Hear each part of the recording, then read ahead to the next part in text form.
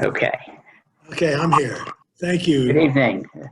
So we had a few technical difficulties. I'm Brett Perlman, CEO of the Center for Houston's Future. Thank you for joining us, and welcome to the finale of our Leadership Webcast series. We're excited to welcome Dr. Steve Klineberg and Lisa Falkenberg to our presentation tonight. Thank you to Wells Fargo for our ongoing support of the center and for sponsoring tonight's webcast. We'd also like to thank our year-round corporate supporters and the foundations who genuinely support our programmatic work. For those of you who aren't familiar with the Center for Houston's Future, we're a nonprofit focused on making Houston a better place to live and work. This is our 20th anniversary. And so for 20 years, we've been bringing business, government, and community stakeholders together to engage on fact-based strategic planning and collaboration on issues of great importance to the Houston region. We build coalitions that solve problems and act on opportunities. We work via strategic planning initiatives, leadership, and community engagement. We currently have initiatives on immigration, Houston's role in the energy transition, and healthcare. You can find us on Twitter at Future Houston and on LinkedIn and Facebook. Our Business and Civic Leadership Forum has helped more than 1,200 leaders delve in deeply into Houston's thorniest economic issues and social issues. Information on the program is available at our website at futurehouston.org. So I'd like to introduce our speakers for tonight's discussion, Dr. Steve Klineberg and Lisa Falkenberg. Dr. Klineberg has served on the Center's board since 2007 and has been shaping local thought on ongoing changes in the region for almost 40 years through his work on the Kinder Houston Area Survey. The survey has tracked economic outlooks, demographic patterns, and experiences and beliefs of local residents. Our discussion tonight will focus on his new book, Prophetic City, Houston on the Cusp of a Changing America. Lisa is the Houston Chronicle's Vice President and Editor of Opinion. Previously, she wrote a Metro column for more than a decade that explored topics ranging from politics to criminal justice, as well as the American Society of News Editors Mike Royko Award for commentary and column writing for a series that exposed a wrongful conviction in a death penalty case and led Texas lawmakers to reform the grand jury system. Raised in a small Texas town, Lisa is the daughter of a truck driver and a homemaker and the first in her family to go to college. She earned a journalism degree from the University of Texas at Austin in 2000, and she started her career at the Associated Press, working in Austin and Dallas. And she joined the Chronicle in 2007 as a roving state correspondent. Welcome, Lisa and Steve. Well, I can't. And Steve, you can turn your, there you are. There you go. Great. Hi, Lisa. There you go. Great. So, Steve, I'm so excited to be here with you, and thank you. Welcome to everybody. You know, we here in Houston are so blessed to have somebody like Steve Klineberg. The title of the book is Prophetic City, but that makes him the messenger of the prophet. So here he is himself. I have to ask you, 38 years you've been working on this book. What does it feel like to have it done? I was going to say, I was a very young man when we started. It took a while to figure out what's the story of Houston. What's the meaning of the city? And I think we've got it right when he said prophetic city. At this point, watching the city go into major recession and then recover into the new world of the 21st century, nowhere more clearly seen than in Houston, Texas. And then to be able to ask identical questions, representative random samples over 38 years, asking people, how do you see the world? And then being able to just sit back and watch the world change. So it's nice to have it out. Yes, I'm sure. I hope that you guys can hear me. If I have any more, complaints about my sound, let me know. I'm seeing a few messages. Oh. So what is so special about this survey? I mean, one might think, oh, every city has somebody like you, tracking the attitudes and the concerns of its people, but that's really not the case. Right, and of course, I tell people I get unfairly credited with having planned to do this. Right? It was a one-time survey back in 1982. I was a young assistant professor in sociology at Rice. Fell to my lot to teach a research methods class of sociology majors.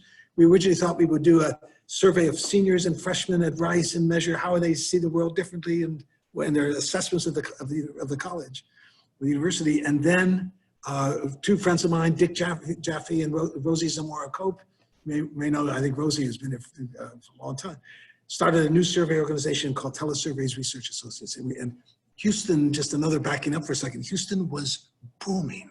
1 million people had moved into Houston between 1970 and 1982. Coming at the rate, they said, of 1,380 people a week, 230 cars and trucks every day being added to the streets and freeways of Harris County, brought about by the tenfold increase in the value of oil. This was a one-company town. 82% of the jobs in Houston were tied into the oil business. Barrel of oil was selling for $3.20 in 1970, went to 10, 15, 20, 25, 35.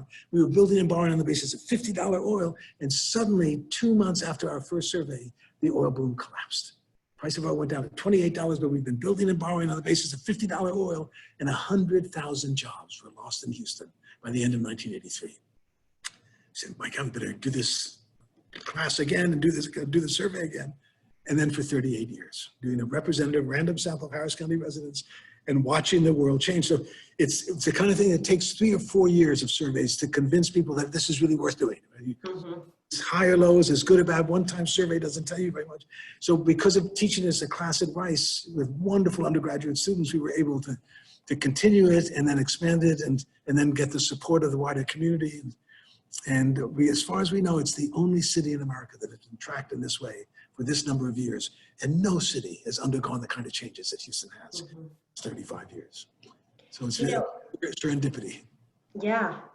You know, one thing that Houston is known for and celebrated for, and we Houstonians celebrated as well, is the opportunity that we have here. The idea that if you're willing to work, you can accomplish anything. And I was just struck by, you know, how that reputation came to be. You know, in part of your book, you talk about the Anglo bootstrap mythology, and Houston's a symbol of that.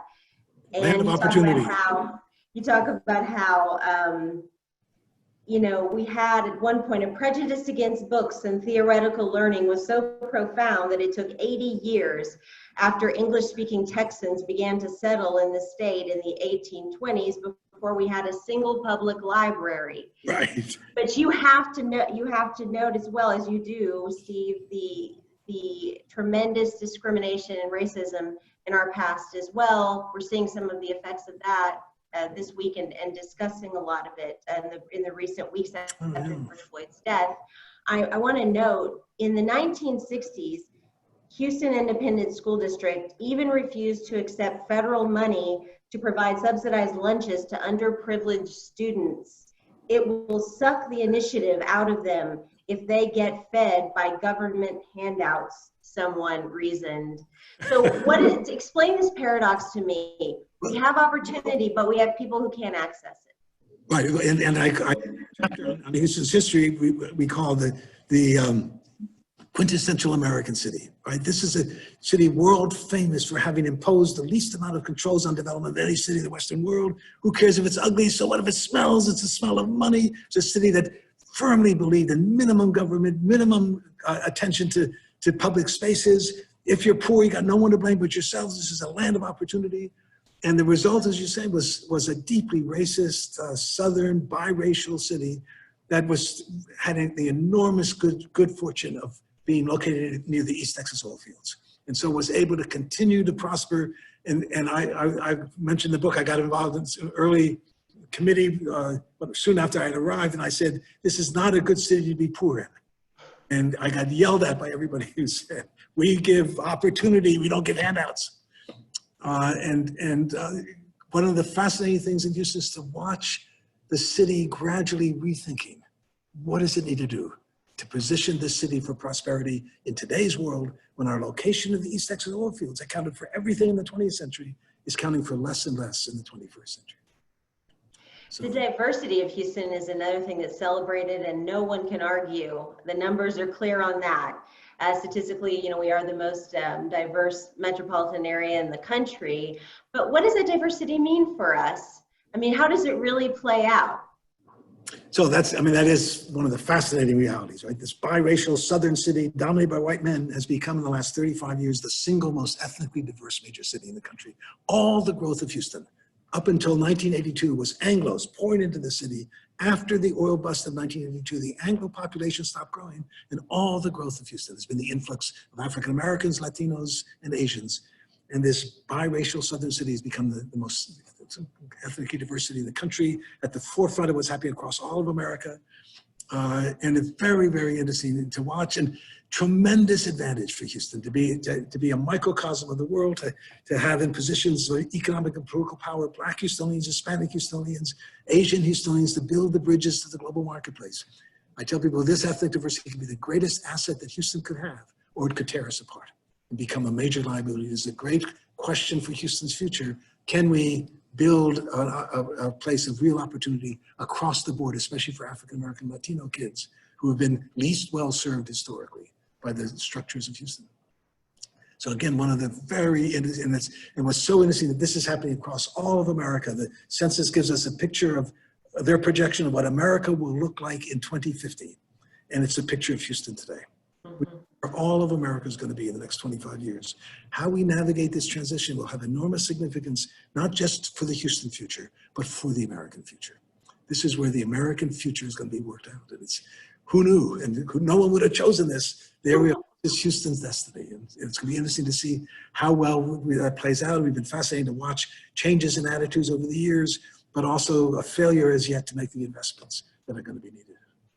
And the diversity here, it leads to a rich culture. I mean, we all enjoy many of the restaurants and things like that. But how else is the diversity itself an asset for Houston? Well, we're now part of a global economy, right? So building bridges to the global marketplace, second largest port in the country, 13th largest port on the planet.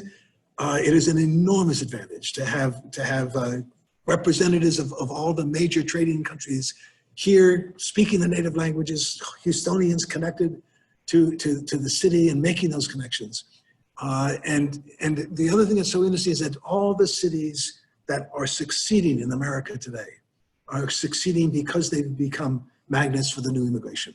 And the cities that are having more and more difficulty, the ones that have stopped growing, are for one reason or another cities that never became a magnet. Philadelphia, Baltimore, Pittsburgh, St. Louis, Detroit, Cleveland, Cincinnati. Houston is one of the most vibrant, rapidly growing cities in America purely because of the tremendous energy, vitality, commitment to hard work of immigrants pouring into the city from Asia, Latin America, Africa, and the Caribbean. Mm-hmm. And I mean, as you talk about the demographic shift that we're seeing is not reversible. Nobody can reverse it. So what does Texas need to do to prepare the young generation that we're seeing come up to lead the next generation? So the two great demographic transformations of our time, right, is the aging of Anglos. You go back to the 30 years after World War II, when the booming economy, we were the sole economic power on the planet. The average American man, whatever his education, literally doubled his income between 1950 and 1970. 38% of the jobs were union jobs. We had the GI Bill. We were investing in 40,000 miles of interstate highway systems and building the suburbs. Great, good blue-collar jobs. And those were the years, between 1946 and 1964, when we celebrated the stay-at-home housewife mother in suburbia. The average American woman between 1946 and 1964, on average, gave birth to 3.6 children. And the baby boom was launched upon the land, preceded and followed by baby bust generation. So for 60 years, it's been both the leading edge of those 76 million babies, overwhelmingly Anglo babies. That's who was here to be born in that period. The leading edge of those 76 million turned 74 this year. We're going to watch a literal doubling of people over the age of 65 during the next 25 years. By 2050, the youngest of those, 2035, the youngest of those 76 million will have turned 65. heading off into the proverbial sunset, being replaced by a very different generation of Americans.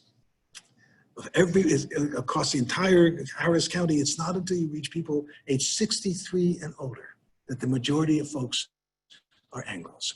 And the young people are disproportionately non-Anglo. And of everybody in Harris County, Texas, not HISD, not inner city Houston, of everybody in Harris County today who is under the age of 20, who will be the workers and citizens and voters and taxpayers of Houston in the 21st century, of everybody under 20, 51% are Latinos, 19% are African Americans, 9% are Asians, 21% of everybody under 20 is Anglo.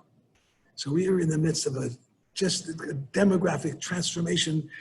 As you were saying, no force in the world is going to stop Houston or Texas or America from becoming more African American, more Asian, more Latino, and less Anglo as the 21st century unfolds. So I tell people the only challenge, no force in the world is going to stop that. So the only challenge our generation has been given is, okay, how do we make it work? How do we ensure that this diversity becomes the tremendous asset that can be, and make sure it doesn't end up tearing us apart and becoming a major liability, reducing rather than enhancing our competitiveness. And so much depends on improving the chances for success and the opportunities for learning from birth to college, from cradle to career, among the African-American Latino young people who are 70% of all the young people in Houston who will be the future of the city. And whether we can make those investments and do it now and ensure major improvements in education is the great question mark for Houston's future, and indeed for America's future. And what progress have we seen there? I mean, you're an optimistic guy, and I think we've talked about this on occasion. You and our former demographer, Steve Murdoch, have gone around, you give all the speeches at the rubber chicken lunches, and you try to tell people, look, this is what's happening. And if we don't educate this generation, if we don't provide more resources, they're not going to be prepared to lead. So what progress have you seen that encourages you? Okay, so our surveys show a significant transformation in people's understandings of the critical importance of education.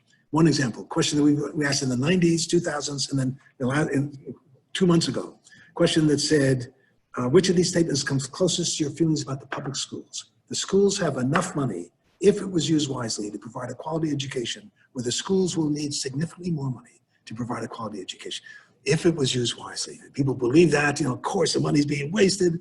And in the 1990s, it was 56 to 30% saying the schools have all the money they need. They're not spending it wisely enough. During the first decade of the 21st century, it was a 50-50 split. We forgot the question for a while, came back in 2018, and 57% now said the schools will need significantly more money. We checked it again 2 months ago, and it was now 58%. So it's clear that we have an understanding of this that we didn't have before. We have a recognition of how important education is in a city and a state, I remind you, that had never paid much attention to education. You pointed out that it took 80 years for Anglo-Texans to start a library. You didn't need education to make money in Texas. The big Texas fortunes were made from exploiting the land, cotton, timber, cattle, sugar, oil. The source of wealth in the 21st century will have less and less to do with natural resources, which was the basis for the wealth of Houston and Texas, and more to do with human resources, with theoretical knowledge and technical skills. And that's where education has now become critical. The public understands that. Tremendous support for universal preschool education. We said we're in favor of increasing local taxes in order to provide universal preschool education for every child in Houston. 70% in our survey this year said yes, increase local taxes to provide universal preschool. So there's an understanding of how critical investing in education is. Not yet are we making those investments. There's a lot of wonderful nonprofits, as you know well, we're out there working in a variety of areas and literacy programs and early matters, a whole range of different efforts in the city. We're not yet marshaling our resources and focusing in the way that increasingly the general public understands we have to in order to ensure success for Houston in this new economy of the 21st century. We've talked so much, pre-K is one example, but we've talked so much about how your survey tries as hard as possible to get an accurate, diverse, a good barometer for Houston, for everyone who lives here. Right. But why is that so different? The opinions and attitudes and concerns and priorities of the people you talk to, why is it so different than the attitudes, priorities that we're seeing from elected leaders? Right. That's one of the great themes, is the disjuncture between public opinion, which is what we measure when we ask people in the privacy of their homes, how do you see the world? And politically effective opinion. Just to back up for 1 second, how do we get a random, we talked to 1,000 people, and we claim to be able to tell you how 3 million adults in Harris County, Texas will answer our questions within a known margin of error. And the method is what's called equal probability of selection, Epsom method it's called. So every one of the 3 million has to have this equal chance to be called. So we have random telephone numbers, now 50% landline, 50% cell phone. And we tell people, we don't know who you are, where you live, but your views are really important to us. Short, interesting questionnaire, won't you help us? And are able to achieve a pretty good sample. It's harder now than it was in the 80s to get people to answer the damn telephone. But we know how to do it. We know how to weight the data because no matter what, we're going to overrepresent older Anglos and underrepresent young Latinos, but not by that much. And we're able to balance it and weight it. So we have a pretty accurate picture each year. So we're asking those identical questions. I always tell people, don't blame me. I'm just asking the questions. Here are the answers. Here's the way we ask the question. And if there's a bias, it's the same bias every year. And we can watch the public increasingly embracing these new realities, but it doesn't get translated into public policy, at least not right away. Right? And part of it is ultimately one has some faith, even in a flawed democracy like ours, that public opinion, when it's really has changed, will out and will have impact. But right now we have one of the lowest voter turnouts of any major city in the country. We have the Texas legislature that's dominated by rural areas and practices a whole range of things that discourage people from voting. We have an electoral system that depends on massive amounts of money. There's that famous statement from Justice Louis Brandeis in the 1920s, the last time there's anything like the kind of inequality in America that there is today, when Brandeis said we can have concentrated wealth in the hands of a few, or we can have democracy. We cannot have both.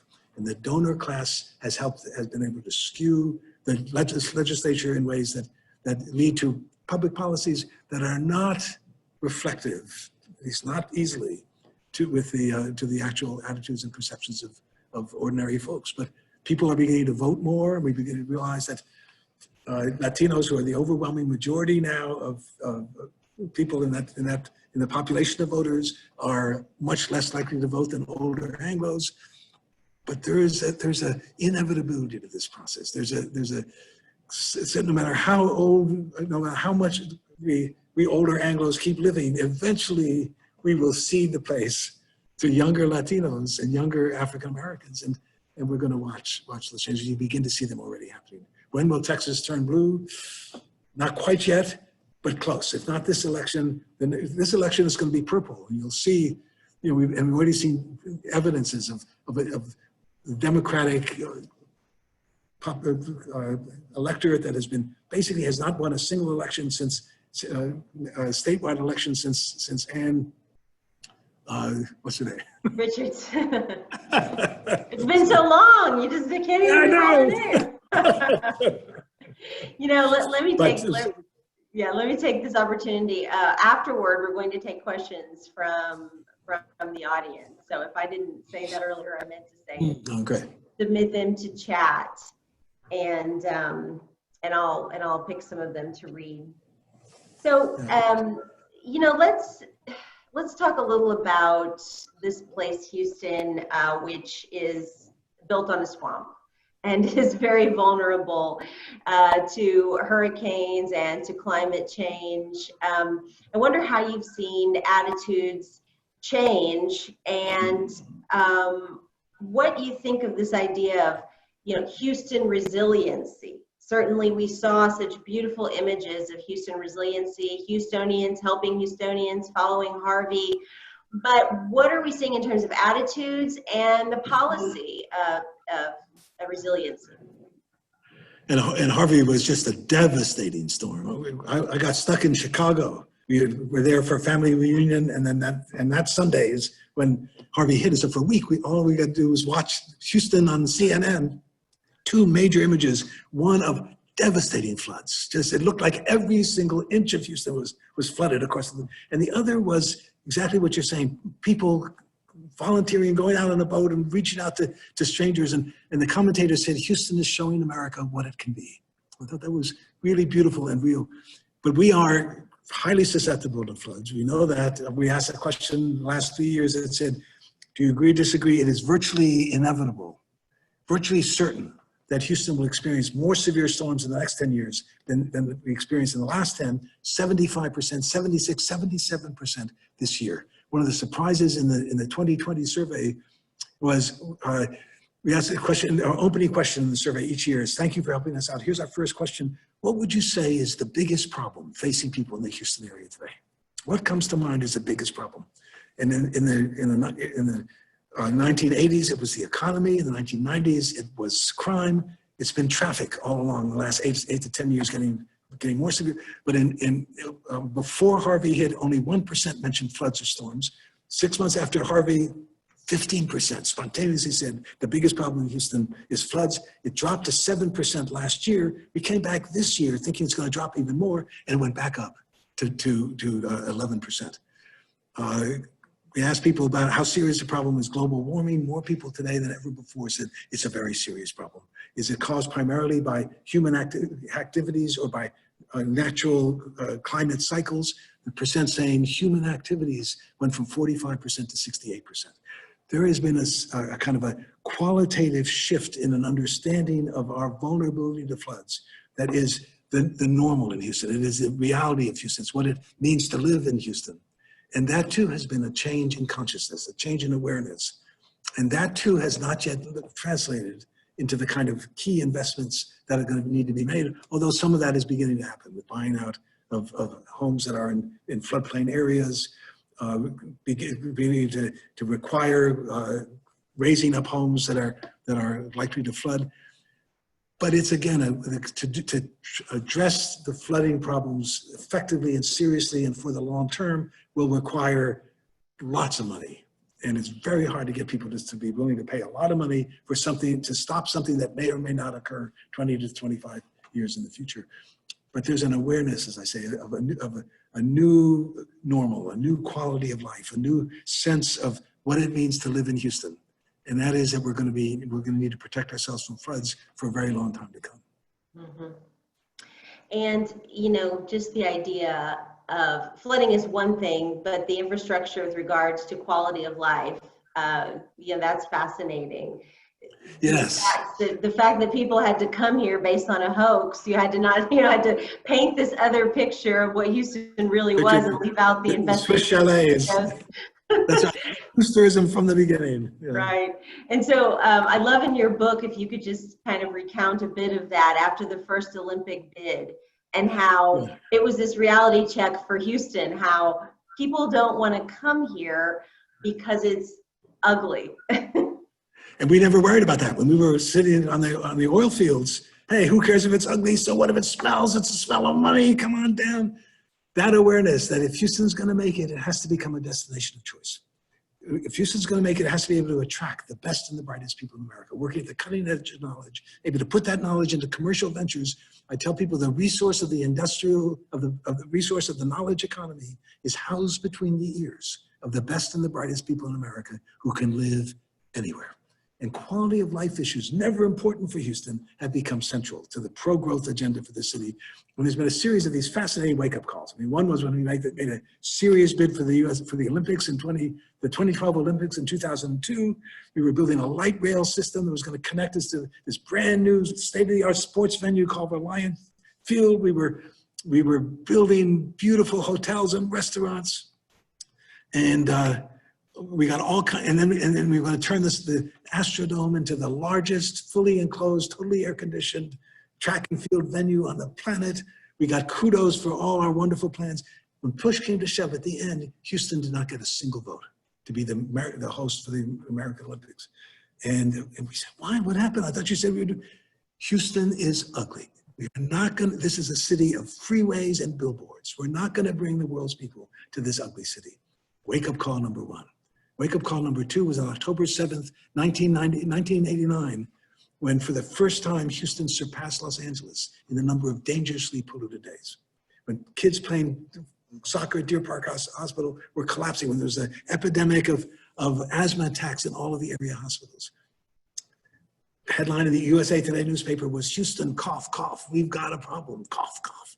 Headline in the LA Times was new smog capital of America declared. Wake-up call number 2. And the business community of Houston formed something 6 months later called the BCCA, the Business Coalition for Clean Air, to say we have got to find a way to clean the air without hurting our growth so that Houston is no longer has a reputation for being the ugliest and most dangerous city to live in all of America. And that business sense, that business understanding has seen us through in that way as well. And I think Harvey is a third wake-up call. Can we make those investments so that people will not be afraid to come here because another storm is almost certain to occur at some point in the next couple of years, if not this year. So it's a new awareness that what we need to do to position Houston for prosperity in the 21st century economy is a different set of strategies than what worked so well when Houston was riding the oil boom to continue prosperity. You know, the model of Houston, I mean, we become this cultural center because of oil and gas. It's kind of a strange thing to say, to admit. Yes. But the model— that's where the philanthropy came from. Sorry. Yes, yes. So the model is low taxes because we've got all these really generous philanthropists who are going to, they're going to build the performance halls, and they're going to fund the nonprofits. But the fact is, we are seeing, you know, less of that philanthropy, and the old generations of the philanthropists are not with us anymore. And as the oil and gas industry changes and moves, what are we going to do in a city that's built on philanthropist generation and generosity? Right.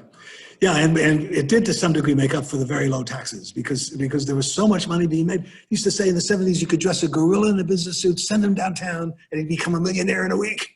And I used to talk to business communities about it. Someone would say, they did. And all that money was, and we had wonderful, extraordinary levels of art. I mean, virtually no other city has that quality of opera and ballet and symphony and repertory theater and the Menil collection and just extraordinary sort of attractions to a city that no one thinks much about as being a center for the arts. It's going to be harder to sustain when the oil businesses are having more difficulty. And that's, you put your finger on, I think, the great question. And, you know, will we collectively be willing to make up for the lessening of philanthropy, important as philanthropy is and will continue to be? It can't do it by itself. Are we going to be willing to dig into our own pockets to help ensure that Houston is positioned for success in this new world? And that's going to be interesting to watch. In your survey, I mean, do you get a sense that people are aware of the existential crisis Houston will face? I mean, I was looking at this part of your book where you talked to Jim Hackett, former CEO of Anadarko, and he says 20 years. I think there are about 20 to 30 years left, and then the alternatives will kick in.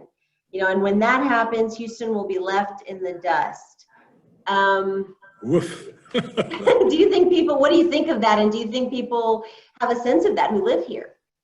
Yeah, well, certainly the oil companies have a sense of how much time do we have. Again, a beautiful example of what works so well. We didn't worry in the 20th century. We've got to find a way, if we're going to continue to produce fossil fuels, to sequester and capture the carbon and find a way to ensure that we're not continually contributing to the global warming process. No one doubts almost anymore the realities of global warming.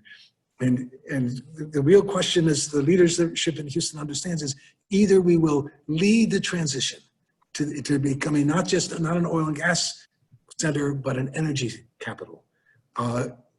Harnessing the great, Texas is loaded with wind energy. We're the Saudi Arabia of wind energy, loaded with solar energy. Can we find a way to harness that, to distribute it, to turn us into more of an electric, as opposed to an oil and gas economy, and lead the way in that transition? or the transition is going to happen without us. And that's going to be a very interesting part of the challenge. These are going to be fascinating times. And Houston's great success throughout its history was a combination of extraordinary good luck with one thing after another and a determination to seize whatever the opportunities were to succeed in the world that we found ourselves in. And we're there again. This is a new world. And we need to find ways to think in new ways about what strategies we need to put into place for Houston to succeed. Right. You know, we talk a lot about ethnic and racial diversity in Houston, but there's another kind of a concern that you have about income inequality. How is that growing? How is that developing in Houston? Yeah, I mean, that is, the recent events of the pandemic have reinforced and underlined the dire consequences of these inequalities, the deep vulnerabilities that so many African-American Latinos have because they can't sequester at home and go to work by Zoom. They've got to be out there at the front lines doing the things that are really essential for the rest of us. Very low pay. In this incredibly affluent city, 39% of Houstonians told us, we asked, suppose you had an emergency and needed to come up with $400 to meet an emergency expense. How would you deal with that situation? Would you be able to pay for it out of savings? Would you need to borrow it? Or would you not be able to come up with $400? And 39% said they would not be able to come up with $400 to meet an emergency expense. Living on the edge. We have the greatest medical complex in the world in Houston. 25% of everybody in Houston has no health insurance whatsoever. It's that reality being brought home to us by this pandemic that is critical to find a way to address. And Houston and Texas and America are among the most unequal, with the greatest inequalities of income and wealth of any industrial country in the world. And so that's another one of those question marks. Can we, and again, our surveys show we've asked a series of questions over the years about poverty and inequality and what to do about it. We've always believed this is a land of opportunity. Anyone can make it. A question that said, do you think most people on welfare today are really in need of help, or are they taking advantage of the system? And the percent saying they're really in need of help and not taking advantage of the system has gone up consistently in each of the years of our surveys. Do you agree or disagree? Government should take action to reduce income differences between rich and poor in America. More people today than ever before say, yes, I agree with that. The question is, can we translate all of that into effective investments in not only education from birth to college and cradle to career, but in fact, throughout a lifetime of education, as new jobs open up and skills go obsolete and new ones are demanded, but also raising the minimum wage. The minimum wage, if a minimum wage today were what it was in the 1960s, it would be $15.35. And instead it's $7.50. We've got to find a way to get Houston and Texas have the highest percentage of people without health insurance because we opted out of expanding Medicare and Medicaid. We've got to start moving away from those ideological objections and start saying, let's roll up our sleeves and position Houston for success. And the other quick thought on this is that despite all the problems, people love it in this city. A question we've been asking over the years, people complain because we invite them to about traffic, pollution, crime, the hot summers, the no mountains, the flying cockroaches. And we said, well, how would you rate the Houston area as a place to live? It's a wonderful place to live. There's a positive feeling about this city, a belief that we get a bum rap from the rest of the world and the country, not recognizing how many amenities there are here, how many wonderful people there are in this city. And I think people believe in this city and are going to be prepared as we go forward to make those investments. But we'll see. And I have to ask Steve, does it ever get frustrating? You've been doing this so long, you know the data backward and forward, you've been telling people what needs to happen. And thank God for you for doing it. But does it ever get frustrating when people don't listen?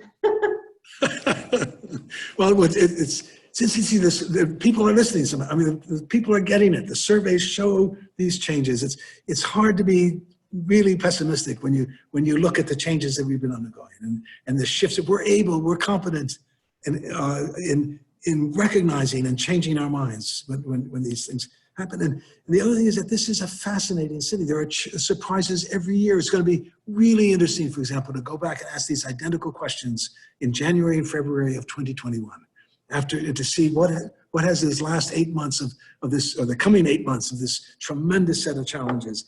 What has that done to our optimism? What has that done to our perceptions of the world? And it's hard to stop because the city is, I think, the most interesting and consequential city in America. This is where, for better or worse, the American future is going to be worked out. In many ways, we look a lot like the rest of America. In other ways, we look like the America to come of the next 10 to 20 years. And this is, and the last serious book about Houston, the last serious analysis of this city that was available to people outside Houston was written in 1991, 30 years ago. So it feels good to get this one out. And I'm hoping. Well, I am very happy for you, and I'm happy for Houston that we have it. And I'm hoping that, other cities pay close attention to what's going on here. They read your book and they understand where they're headed and maybe do things differently than we did them. And they're able to prepare better for the demographic shift. Am I having a Freudian slip? Not democratic shift, demographic shift we're seeing. All right, let's turn to some questions. Thank you, Lisa. No, we can't bring back the Oilers. I'm not sure who that is. Oh. No, all right, this is one that you do talk about in your book. Nobody talks much about tourism, but looking major tourism destinations globally,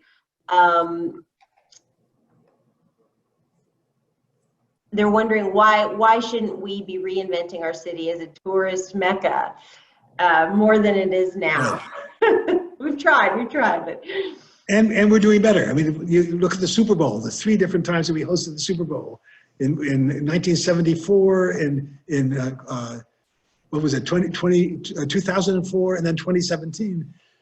It's a much beautiful city, much more interesting things happening, much more of interest to people outside. This used to be an ugly city. It's not ugly anymore.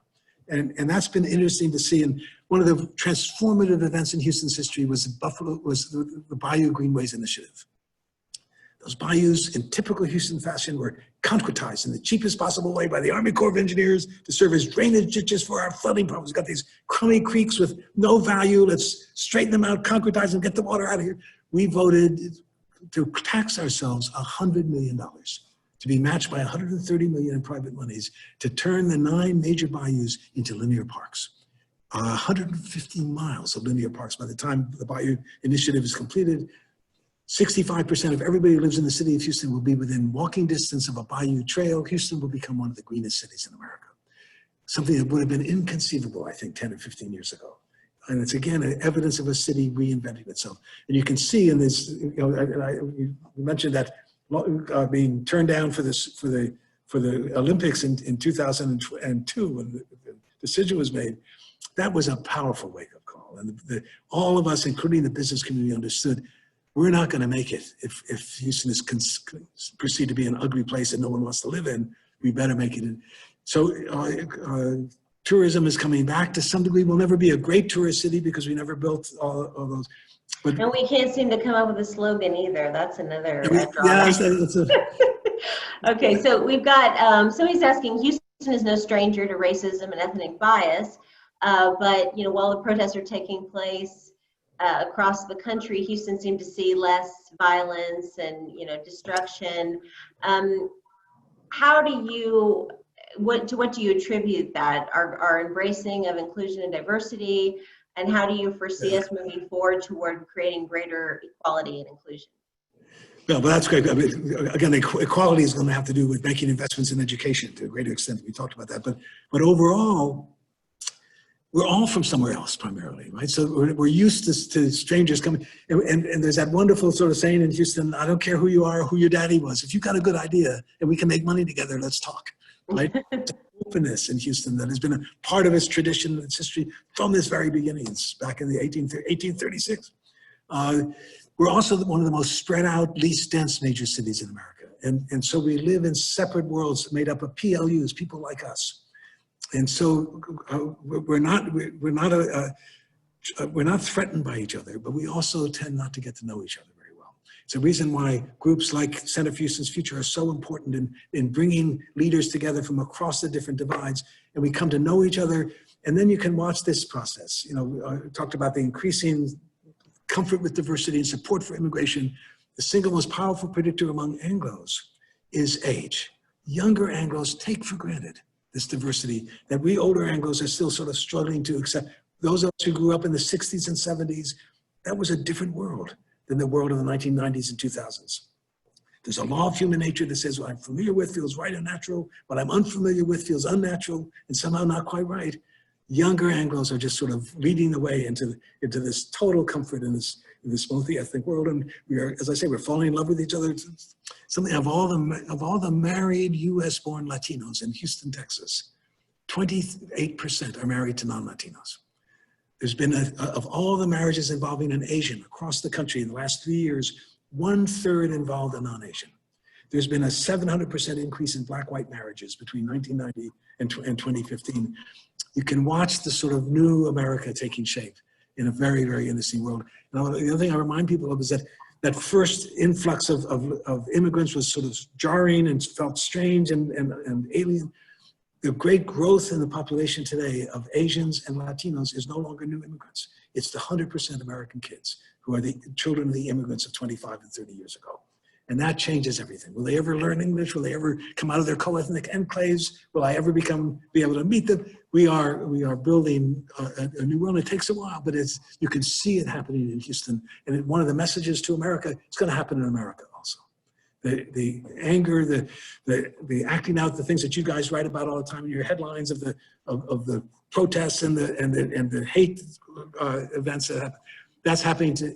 It's important to be reminded that when you do systematic surveys of a representative sample of all of us, you don't see that. And it's a way that says this is an important contribution to the overall understanding of where we are as Americans. And then if I could get one more, can you give us the statistic that keeps you up at night, that worries you most, and the statistic that gives you the most hope? Well, what worries me most is the incredibly low percentage of African-American Latino kids graduating from HISD high schools who pass. Everyone takes the SAT or the ACT, and the percent that pass those tests at a level that indicates college readiness is 8% and 7%. Whereas among Anglos and Asians, it's 58% and 62%. That's devastating. Unless we turn that around and change that now in the next period of years, it's going to be a really difficult thing, as we said, because of the whole nature of the demographic shifts that are going on in the city. So that keeps me off, and that makes me keep insisting probably more than I should and more than most people want to hear, invest in education. This is the knowledge economy. This is the source of wealth. This is the basis for our affluence and our opportunities in the 21st century. And then what was the other question? The hopeful statistic. Give us some hope here. Well, you can't do these surveys and watch these changes and not feel hope. I mean, you can just see this. I mean, it's just such an impressive. I came like so many other people. Go for a couple of years. I was finishing a book. My wife was finishing law school. Then we'll go to some real place. And then you just find, as you have found in your life, there's so many things that make you want to stay in Houston and watch it develop. And now I think especially interesting because what happens here will have consequences for what happens across the country. So. Well, Lisa and Steve, that's a great note to end on. You both came from somewhere else, but you both have contributed so much to this community.